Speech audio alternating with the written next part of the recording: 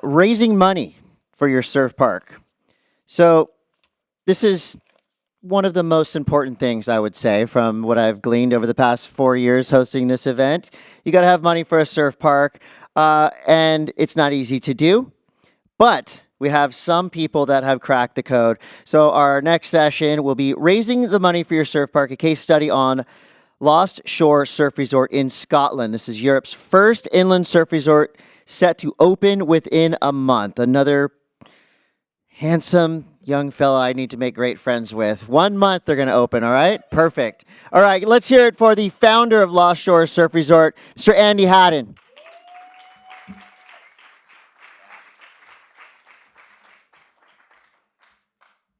Hi everybody, hope you can hear me okay. My name's Andy. Firstly, I went up to Mickey last night at the drinks and I said, "Oh mate, your park looks absolutely sick." And I could tell he looked at me, he goes, "Are you not like a wave garden guy? Like, I'm an endless." I said, "Are we cheating?" I said, "No." I said, "You got waves, I'm coming. Let's do a deal. Your family comes, my family goes to your place, and massive respect to what you've done. It looks absolutely amazing." So a big hand once again, I think, for Mickey.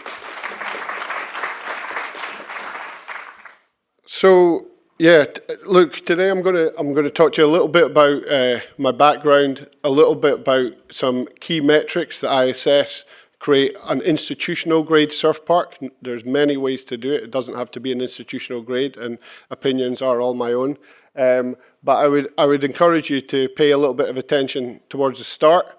Then it'll get a little fluffy with some stories throughout the years, and then potentially pay a little bit more attention if you're looking to build a surf park towards the end, when I start to break down the very dry mechanics of debt and equity and high net worth and pension funds and all that fun stuff. So yeah, like I say, my name's Andy Hadden. I'm 42 years old. I was a chartered surveyor by trade. I worked in insolvency after the last recession, so without knowing it, it was quite well geared to this market because I was helping businesses out of trouble, working for banks and administrators. And then essentially what I was doing was I was selling their assets, and it was a very, very soul-destroying job, but an extremely good learning experience. I then went into property investment for a company, Colliers actually, where I was buying large, very low-risk assets for funds, mainly London-based funds in Scotland. And I kind of thought, I've gone from these two crazy ends of the market, seeing, how not to run a business and the ways you can get trapped, to suddenly having, guys from London, Andy, I got 50 million to spend on some industrial. And I'm thinking, just 2 weeks ago, I was with Mr. Kumar, who'd lost everything for 100 grand. Like, what's going on here?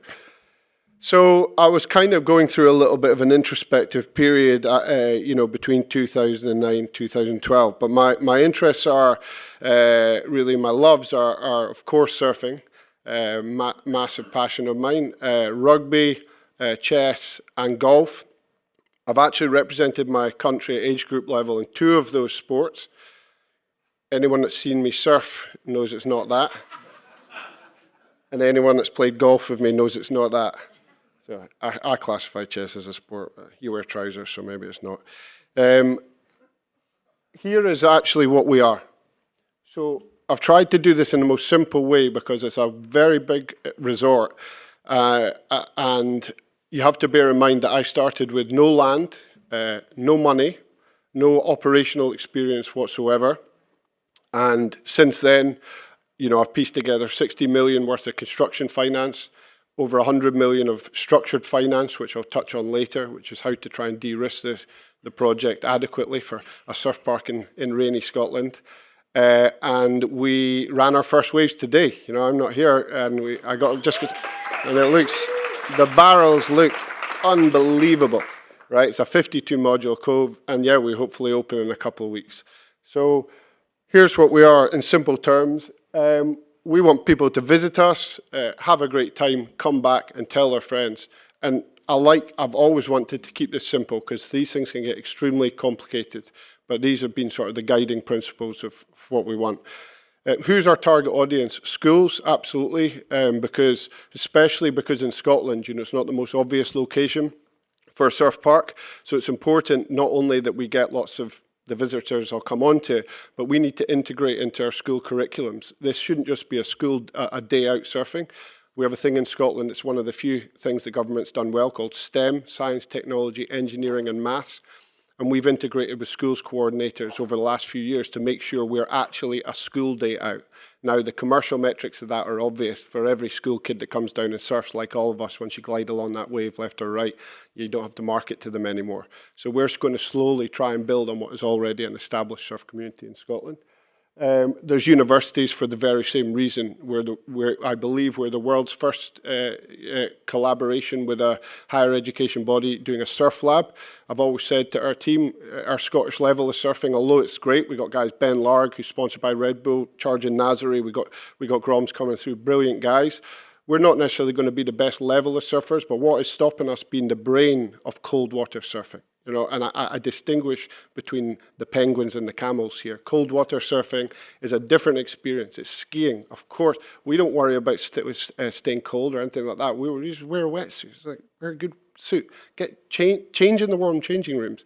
Get warm, go out into the water, come back, get changed in the warmth, and then go and have a whiskey. It's like, you know, it's just normal for us, right? So, and our first ambassador, Jade, an 11-year-old girl from Aberdeen. She's got no arms and no legs. And she told me before this trip, it's surfing season now, coming up to winter. So if an 11-year-old girl from Aberdeen with no arms and no legs is looking forward to winter surfing in the ocean in Scotland, are you telling me you all can't hack a little bit of the cold with the right wetsuit on? So the surf community, this for me is fundamental. The surf community is our reputation. You know, I sit on the board of the Scottish Surfing Federation now, but you know, when I first turned up at the championships in 2015 up in Thurso with the locals there and said, "I'm doing this thing," they thought I could show you a text on my phone. Who the hell is this guy? What is he trying to do? Is he trying to ruin our sport and all this? I said, no, I've been surfing in my car mowing like in the East Coast for years. I don't want to do that. So let's treat this. Let's do this properly. You know, the safety fears and everything else like that. So we've really engaged with all the surf schools, all the surf clubs, and a lot of them thought, you're going to be pinching our business. I said, no, that's not how you should think about it. I learned this from the Americans, actually. What you're good at is growing the pie. Growing the pie, like you're enthusiastic about it, just making that pie bigger. In Scotland, someone tries to do something daft, it's tall poppy syndrome, catch you later. But it's the same with the surf community. No, if we do this right and collaborate and we get the educational piece correct at our facility, this is just learning to ride a wave, right? This is not riptides, this is not this and that. And we can focus all of you out into those surf communities. Then more people, and there's 100,000 surfers in Scotland, depending on the metrics, that would be a one surf metric. But if you're talking about addicted surfers, already 10,000 addicts, let's say, 8 times a year or more in Scotland, they can leave their jobs and start up a little surf wax company or run a little shop that was no longer there before. So for us, very important to bring the surf community along. Local residents, non-surfers. We can't just rely on the surfers. In Edinburgh, I'll get onto this, there's an undersaturation of just things to do with your family at the weekend. So we got to have the coolest food, the coolest music, the coolest events, and then people, a bit like what you're seeing there, Mickey. You know, you get that stuff right, and actually people are just going to want to come and eat food and fascinate themselves at the action. Domestic tourists, surfers and non-surfers. There's a staycation sector we refer to in the UK. It's very undersaturated. What that basically means is after the global recession 2008, families already started to recalibrate. Obviously, that's gone into overdrive post-COVID, but people started to think, you know, it was almost like if you were in the middle classes or upper classes, you know, what, you're going to hold in Scotland? You know, that's what my dad did, but we can afford to go to Spain now. That whole thing has changed now. We in the UK, we like to explore our own country now, and there's a real unsaturation of really good places like Centre Park at scale, and there's reasons why. Domestic tourists, yeah, I've got said that. International tourists, surfers and non-surfers. Look, it's no denying Kelly Slater's favourite holiday destination in the world, so he says, is Scotland. Why? Because we got the best golf in the world, we got great heritage, great, you know, we like to think of ourselves as warm people, as long as you stay on the right side of us. And you fly into Edinburgh Airport, and you're seeing 52 modules here, and he's flying in, and it's like, all you guys in the States, you know, I mean, if you've ever thought of coming to Scotland, you come to see Scotland, but stay at our resort, surf as many waves as you like, add that into your itinerary, and we believe the Northern European markets and so on are going to be a real real good markets for us. And it's why, yet again, I don't see this as a competitive sector. Not yet, maybe in 10, 15 years, maybe. It's not. The more people that they get addicted in Munich, great, go back and back again. If they're visiting Scotland, come surf at our park. The more people we get addicted to surfing for all the right reasons over here. Oh, I'm going to Germany. Go to surf at Mickey's place. You know, we don't want to get too lost in competition, I think, in this industry, because we could tear ourselves down a little bit. So what are we? This is where it can get confusing for systems.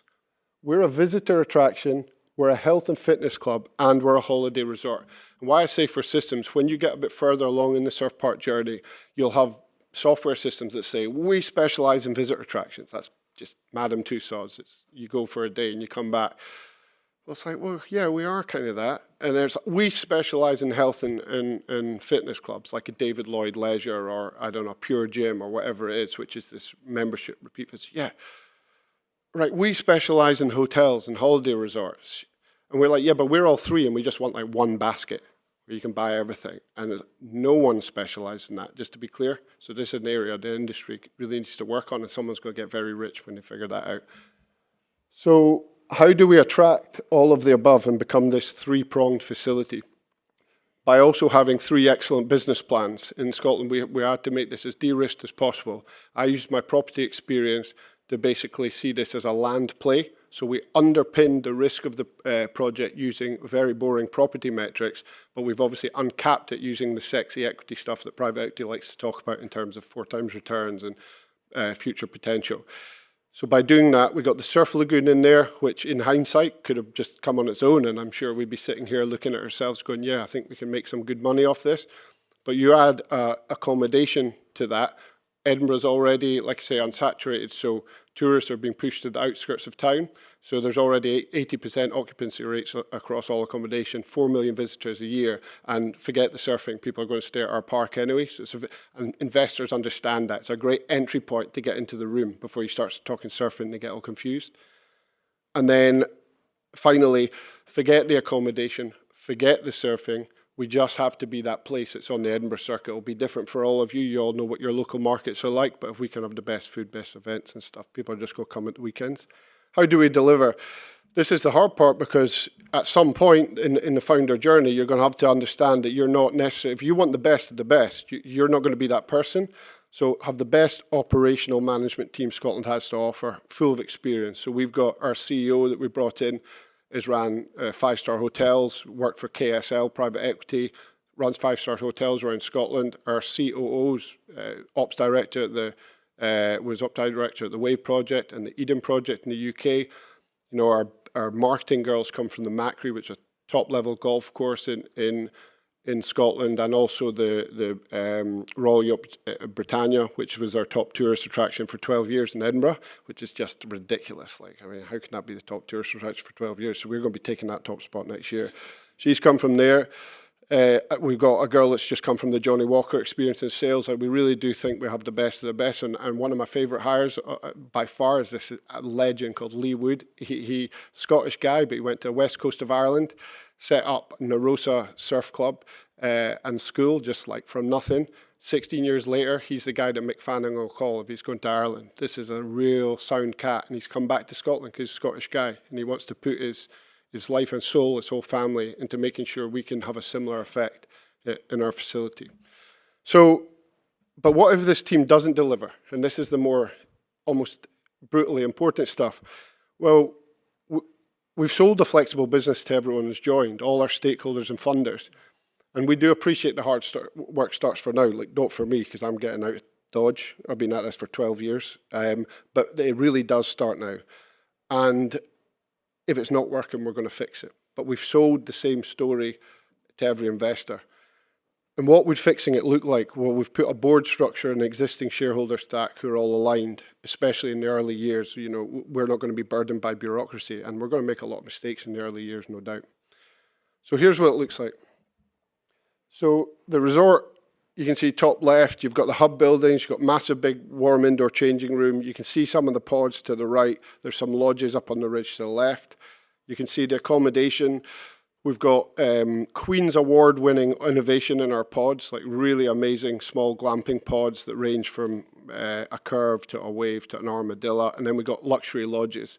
The margins in luxury lodges are just exceptional coming from a property background. They get more margin than residential, but you should think about this for your parks, because we got through a thing called the Caravan Act 1955 in the UK, which is basically, it's not a loophole in the planning, but it's a lot easier to get planning for these than it is for residential, but you make the same margins, so something to consider. Then you got the Lost Cinema, the Lost Feast. You know, when I talk about being the non-surfing stuff, this is happening in couple of months. This is just, we've got 3 of the best chefs in Scotland doing our best restaurants in Scotland on a rotating basis. I think flexibility is the future, so you're going to have different food every time, but people fly to Scotland just to go to 5 March, and they're one of our kitchens. The best pizza in the Central Belt's Chivarino's, one of our kitchens, and the surf community is basically come up with like a Mexican concept. And Ratho's, they're all really cool guys, and they're one of our concepts. So we have to have this kind of additional interest to de-risk the proposition. We've also got that wellness. For those who are not wanting to surf, we've got sports physio, we've got a spa, and so on. And another big de-risking process for us is we sit right beside Europe's largest indoor climbing arena. So if you don't like surfing, and you don't like spa, and you don't like having fun, you don't like drinking, and I don't know anyone that comes in this category, and you don't like hanging out with your families, well, go and do some sports climbing. And of course, we're in Edinburgh, which I'm very proud of. Here's the journey. So in 2012, I was working at Collier's at my desk in insolvency, thinking what I was going to do, and I saw an internal email come from a guy called Sean Young, who was working at Collier's at that time, and it was talking about a feasibility study of a surf park in Wales. It's like, what? This doesn't sound like, surely not like proper surfing. So I called him up. Sean, you won't know me. You know, Sean was a lot more senior than I was. This has got to be bullshit, right? Like, it's not real waves, like, with a board. Like, you have to paddle. Yeah, nah, but is it like, yeah, it is. He said, I was on a flight to Bilbao, overheard some guys talking. I said, look, I can, you know, I know a little bit about this stuff myself. I went and met them. They blew my mind, and we're doing a feasibility study in Wales. I said, Sean, can you get me in? So I bought a flight, went over, and of course, then right, who am I meeting? Fernando, obviously. Like, that was perfect to me. Like, I'm going to Spain, meeting a guy called Fernando. Called this guy Fernando. I said, right, Fernando, where do you want me? 7 in the morning or so? He goes, Andy, no. 9:30. 9:30. I was like, I like this guy already. I said, right, send me the address. Send me the address. No. You follow me. I was like, I like this guy even more now. So he picked me up at the hotel, followed him into the Basque Country mountains, and then just was revealed this, what felt to me at the time as this epicenter of the surfing world. And what I loved about these guys so much is, you know, they're Basque guys, we're Scottish guys. I felt there was a zero bullshit policy going on. And I said, what have you been up to the last 10 years? He said, failing. I was like, oh, yeah, this is, you know, I came from insolvency. This is good. No noise. Trying, failing, he says, when you build these pools, when there's dynamic forces at play like this, you're gonna fail, you know, at some stage. And we think we're starting to figure out, oh, this is exciting. So anyway, I flew back to Scotland and thought, how am I going to piece this together? Well, the first thing is I was living in Birmingham, England at the time, and I was just kind of getting by in my job and whatever. I was on a nice path. I wasn't a bad job. But I thought, if I'm going to deliver this, I want to deliver this to my people, my communities, the people that, you know, when I grew up, my father was actually a professional rugby coach. He coached the national team. And my mother was a radiographer. We didn't come from lots of money. We used to talk about how Scotland didn't have the right facilities. And Scotland's always been a place that's had to punch above its weight. It doesn't have the resources. It doesn't have the money. But when we collaborate as a people, we tend to be better than the sum of our parts. So it'd always been a thing, like, we need more, the vessel is surfing, but we just wanted to get more people active. So moved back up to Scotland to keep giving this a go, but as you could see, the running total at the bottom was still zero into this, apart from just my own expenses. Then 2014, it was a nightmare, because we were on the front page of the paper. But that showed me, right, there's interest in this, but I hated that because I knew the journey I was about to go on was going to be brutal and serious. And it was one thing having my wife asking about what the hell I was doing. It was another thing having all my mates and everyone like, oh, Jesus Christ. So any advice? Be quiet with what you do. Get the fundamentals right if you can. Luckily, that was our last press for a while.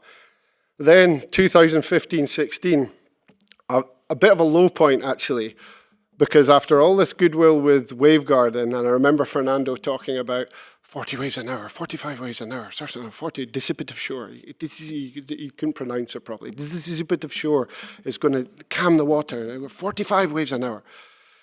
And just about when Surf Snowdonia opened, he called me. He said, Andy, this is no good. It's not going to be good enough. We're going to do 1,000 waves an hour.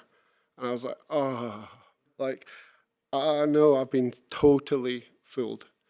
And so Surf Snowdonia opened, our costs were going up at the time, but I could see that it was not too cold to surf. I could see people were flocking there and having a good time, And I was starting to understand some metrics in the market too. But then what was so interesting was Fernando called me back. He said, Andy, we have been working on something, and it is 1,000 waves an hour, and it's this, and it's that, and it's the other. And I said, I've just raised £40,000, and I'd had guys like Sean Young do feasibility studies on tech. I had to do the running around the primary schools, and I was paying my mates in planning, smoked salmon and cider for pictures. They still nag me about this. And eventually an investor came up to me, he said, how much do you owe people? I said, oh, no, nothing. Because I told them all, they're writing it off. But I got 40 grand, and I sent Sean 5K in the post. What's this all about? And I sent them all 5K in the post. I want to help this guy a little bit more. But with that last sort of remaining 10,000, and I'd heard this from Fernando, I thought, if I go out there, I'm going to fall for the Kool-Aid. I love surfing. I just absolutely love it. I'm going to have the best time ever, and it's going to be hard for me to decipher. So I called up the guy that built Surf Snowdonia, a guy called Gavin Garner, Northern England. Doesn't like surfing, sound guy. I said, can I pay for you to go out there? If I go and see it, I'm going to fall in love with it. Came back and he went, Andy, they've nailed it. Like, the engineering looks brilliant. Like, it's class. I was like, all right. I was like, I still don't believe it. So I was like, Sean didn't work for Wavegarden at the time, so I have to be clear about that. Sean, you live in Bilbao. Go and get down there. Fucking, come on, tell me the truth. He came out, he's like, Andy, they've done it. They've done it. I was like, oh shit, I'm actually going to have to do this. So the last 10,000, I brought the surf community along, I brought the Largs along, I brought Jamie along. The world's first doctor in surf therapy as sponsored by us, so PhD. So big shout out to Jamie there. Napier University, Edinburgh, leading the way. Brought and watched as everyone's jaws hit the floor. And I thought, oh. So I went back and thought, right, I've got to get real now. So during that 2-year period, I'd been speaking to a lot of the politicians. I do understand how these things work, and that's another probably key point for you to listen to, is that it's great to have people around you. I've had loads of people around me supporting, but in terms of that lead role was always me on my own. And investors and politicians and planners could never distinguish me between, am I a money guy, a sensible guy, or am I a crazy founder? They just can't, people can't. And you go to private equity and you go, oh, this looks like is this really an equity play? And I know it's like a property play with an equity, and you go to the property guys and they go, is this really property? And you're like, oh. So you get caught in these worlds an awful lot. So I would encourage you all to have a yin to your yang at the very least. It's going to make your life a hell of a lot easier. So we came back, we said, let's go for it. And I raised my first £800,000 to go into the planning. And I thought, this is phase one of me leveraging my property expertise, because if we could get planning permission on this site, we bought an undevelopable site, technically in Edinburgh. It was a site that the housing development had already been built, and a thing called a Section 75 in Scotland, but see it as a developer's contribution. Any big property development they'll go and build a play park. Usually this money just disappears into your council's coffers, right? But like they said, build this quarry and upkeep it to the landowners. So it was undevelopable, but at the bottom there was a water body, and it had a loophole in it. It said that it could be commercialised, and they were thinking like pedlos or something like that.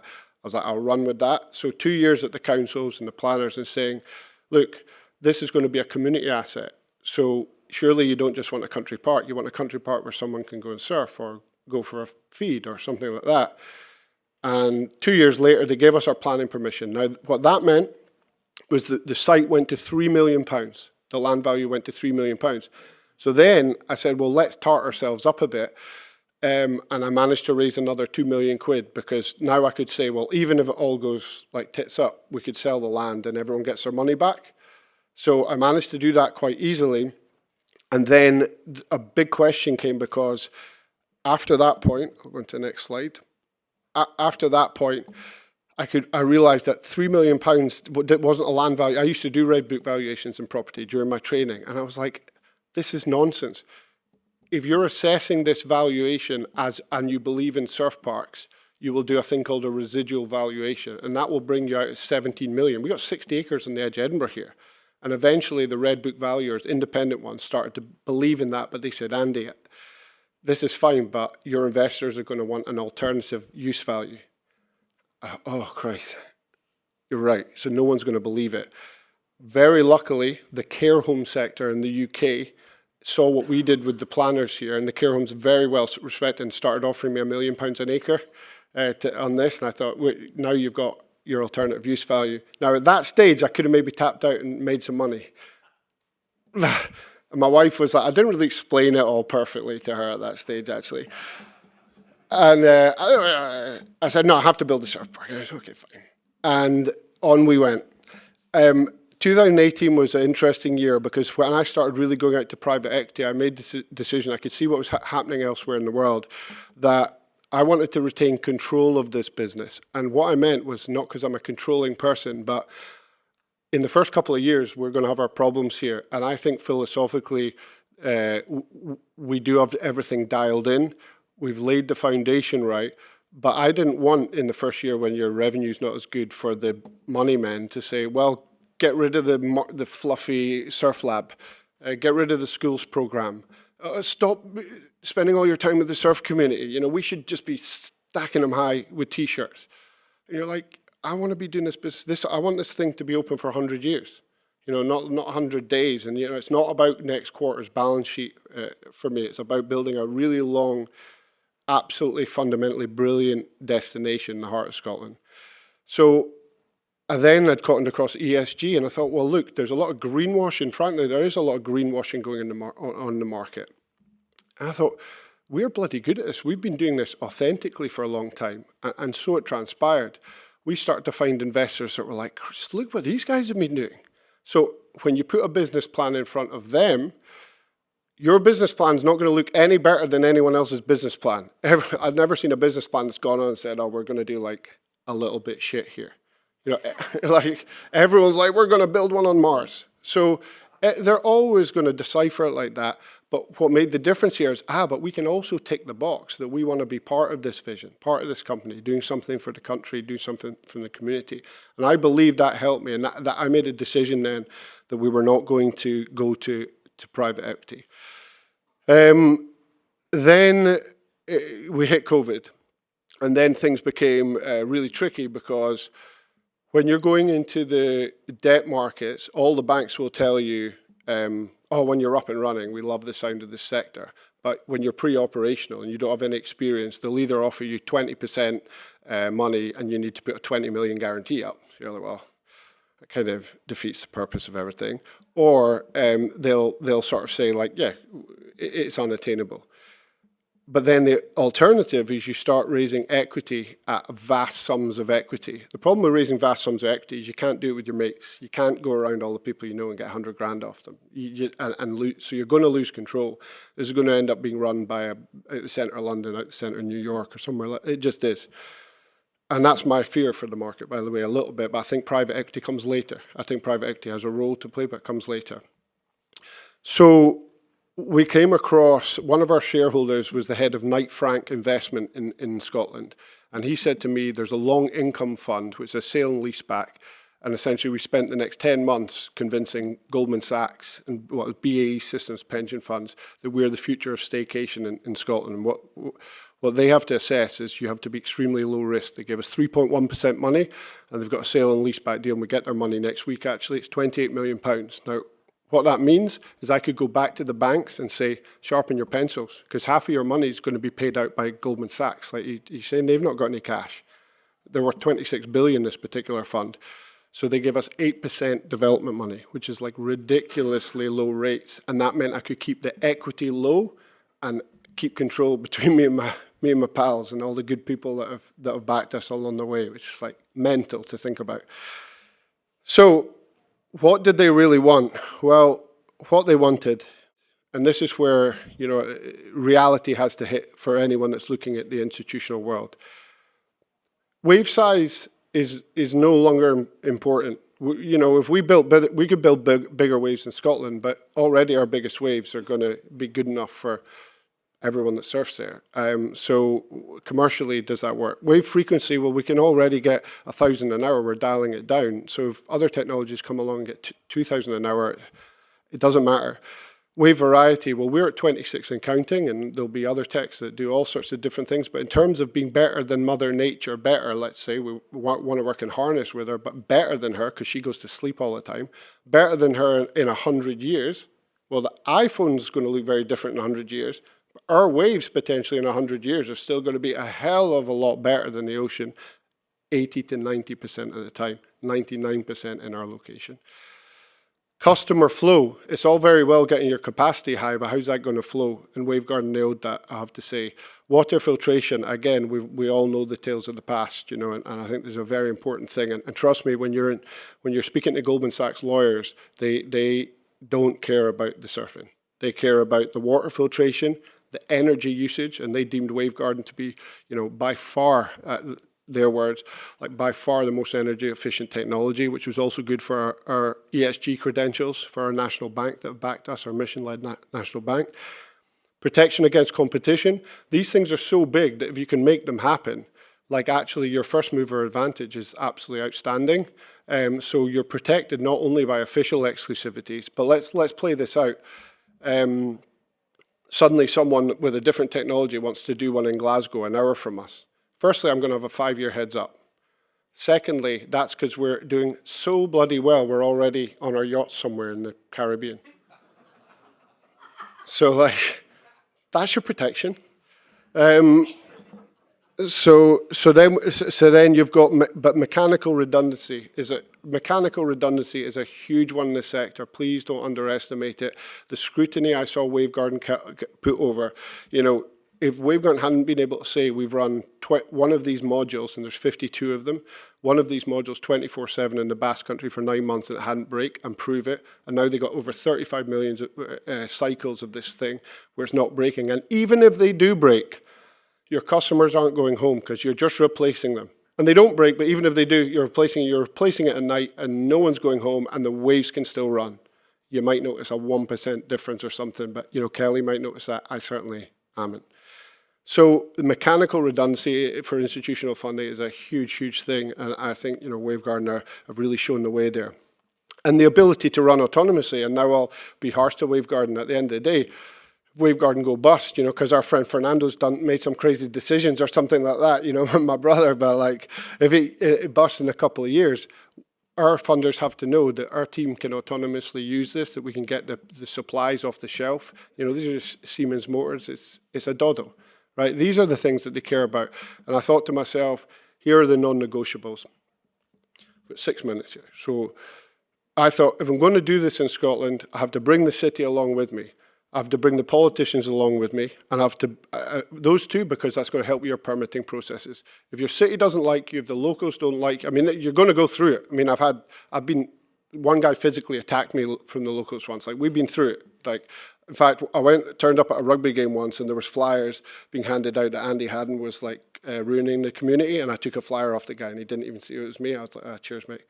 But it was like, we've gone through it, right? You have to grow a rhino thick skin, but you have to enjoy the fight of everything and stick to that long vision. So you bring those guys, bring the community along. I believe that it's your reputation. I do believe that, because if we're trying to get non-surfers to come to our park and all the surfers are saying, this is a cop-out, this isn't real, this is not surfing, well, they're not going to feel inspired. They're not going to want to go. The whole point is we're trying to inspire people to come into our world and enjoy the stoke, you know, so like, very important. Not just with surfing, these are just a platform for sports. In Scotland in particular, we have an issue with a lot of the small Olympic sports that get 20 grand a year each. Now they got a base, they can stay in our accommodation, it's central, they can spend that money training on the judo mat, training on the karate mat, canoeing, sports climbing, instead of just like getting wee Johnny from Braemar, you know, on a train the whole time and everything else. So you can actually align with different sports in your area depending on what you do. I've touched on it, retain control for flexibility in the early years when things will go wrong. This is so much harder than it seems, so much harder.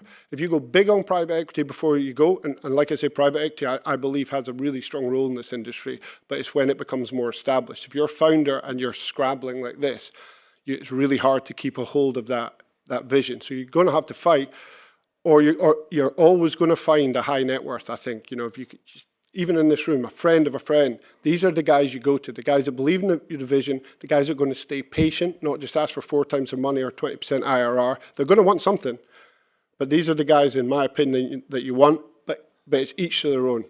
You're not all going to be as fortunate as I've been. And just really never compromise on your philosophy. You know, I felt a real burden when I realized I was going to have to do this, because surfing is a sport that, like, it's like, it's fucking brought everything, hey? You know what I mean? It's like been some journey, you know? It's like my whole life's changed because of all these fucking, like, mad experiences. It's just mental.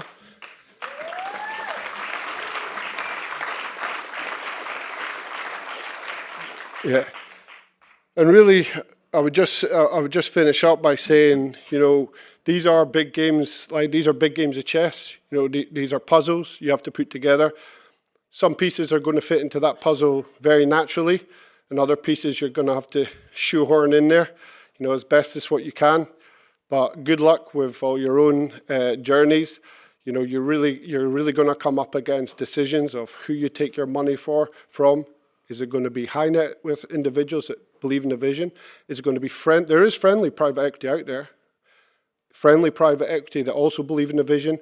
Is it going to be harder private equity that might offer you bigger sums, but you've got to let go of that vision? That might be right for you too.